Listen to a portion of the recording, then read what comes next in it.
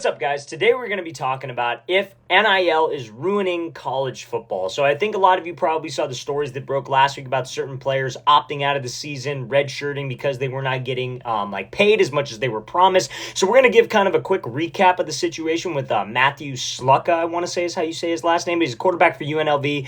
Made a bunch of headlines because he decided to, like I said, opt out of the season. He decided to declare a redshirt so he could play next year, and it was because UNLV supposedly promised him $100,000 to be able to transfer to their school and play for their school. So this is kind of what you're going to run into. I think with NIL, I think it's great. I think every single athlete, whether you're high school, college, even before that, should be able to make money off of their name, image, likeness. I think all of that's obviously great. And I think when the NCAA placed these rules and made it legal for these athletes to be able to start making money, I think that was awesome. But I think what a lot of people realized is that still only the top 1% of the 1% of these college athletes are really going to be the only ones making big money. Because so if you guys don't know this already about myself, I own a dietary supplement company, right? So we have protein powder, pre-workout, stuff of that nature, right?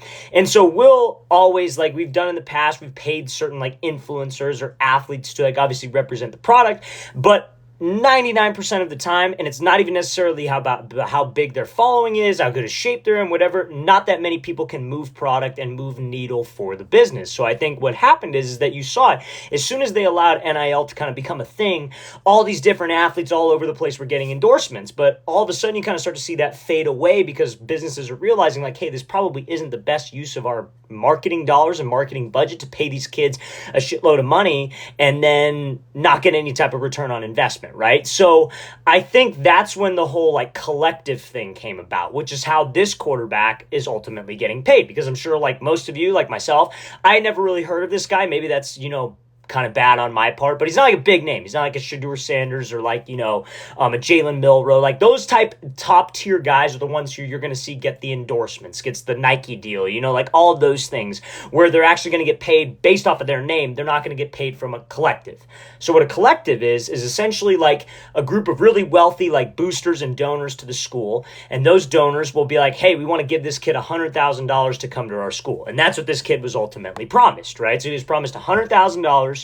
And I don't know if it was going to be paid out monthly or gamely or however it was, but it was reported that he had only been paid $3,000 of that $100,000 that he was promised. But it also came out that $100,000 that he was promised, he didn't get anything in writing. So it was just kind of a handshake agreement, hey, yeah, we're going to give you this.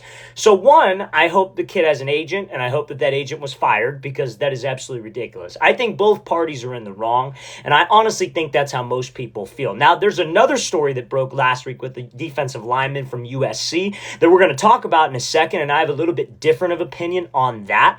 But as far as this situation goes, I think both parties are in the wrong. I think a lot of people were upset at Slucka for leaving the school or leaving the team and opting out because it's man, what are you doing? You're quitting on your team. But if you went to a job and you weren't paid for the job, you probably would quit, right? But again, the school needs to honor what they say because then it's okay, well, now they're just telling anybody and everything, hey, we'll pay you this.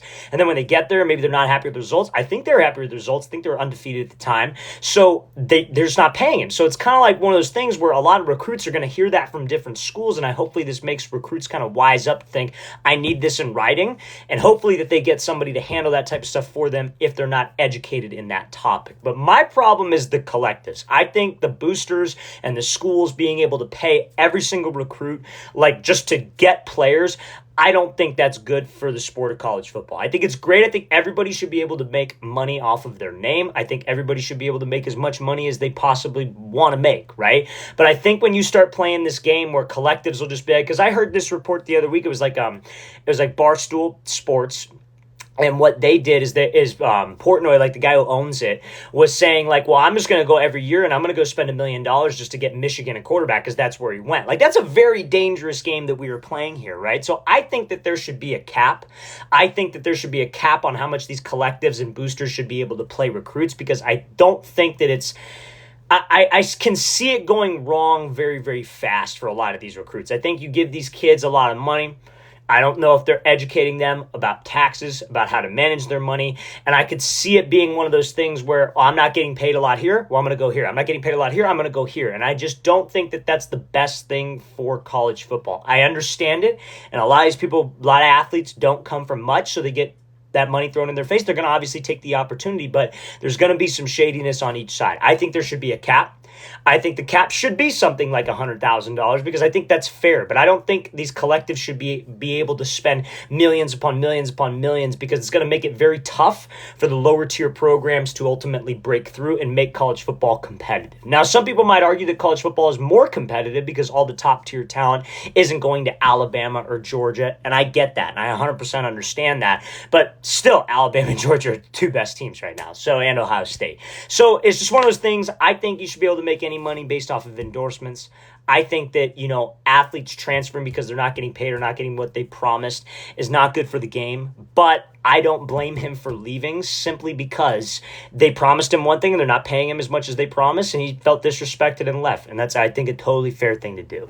Now, also, fellas, if you are a quarterback or wide receiver watching this, we are going to be coming out to 15 different cities across the U.S. for 2-day-long QB and wide receiver camps this off season. So if you guys would like to attend, check out that very first link in the description below, you guys. We're going to be coming out to San Francisco, California, Orlando, Florida, Phoenix, Arizona, Charlotte, Austin, Las Vegas, Seattle, Chicago, Newark, Birmingham, Houston, Boston, Columbus, Boise, and Los Angeles, you guys. So, fellas, if you're local to one of those cities and would like to train with myself and my staff coach for 2 full days, again, guys, check out that very first link in the description below. We'd love to have you out to one of our 2-day-long off-season camps. Let's get to this next story. All right, so the next story that I don't necessarily agree with, just based off of some things that I have heard and that I've been told about this situation, is USC's defensive lineman Bear Alexander. Again, you read this headline and it's kind of misleading. It says, Bear Alexander makes the next swipe in college football's uncontrolled NIL grab. I wouldn't even consider the collectives and the donors, I wouldn't even consider that NIL. NIL is name, image, likeness. In my opinion, that is like sponsorship, right?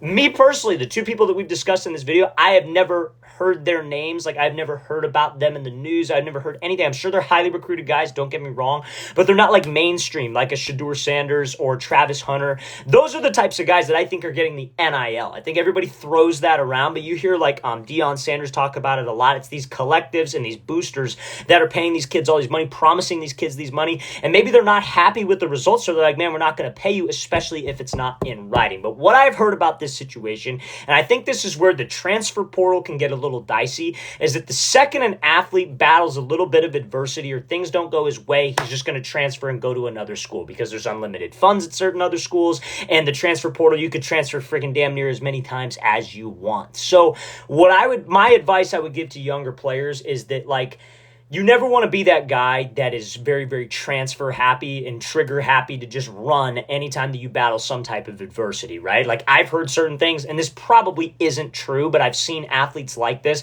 I've heard some people say that this guy who left had been to 4 different high schools in 4 years, and he committed to a school in college, decommitted, recommitted to that school, or maybe didn't recommit to that school, but it was something where he like committed to a school, decommitted, was interested again, went somewhere else, tried to transfer out of USC, didn't get to transfer out of USC. It was like, there's rumors he wanted to enter the portal, and then now he's entering the portal. So it's like, it's just anytime something goes wrong, if you're in a situation, you have people around you telling you just like, well, hey, go to this school. Hey, go to that school. Like, you're not really necessarily learning anything. Because one piece of advice I give to you guys is that football will end one day, whether that's in high school, whether that's in college, whether that's anything past that.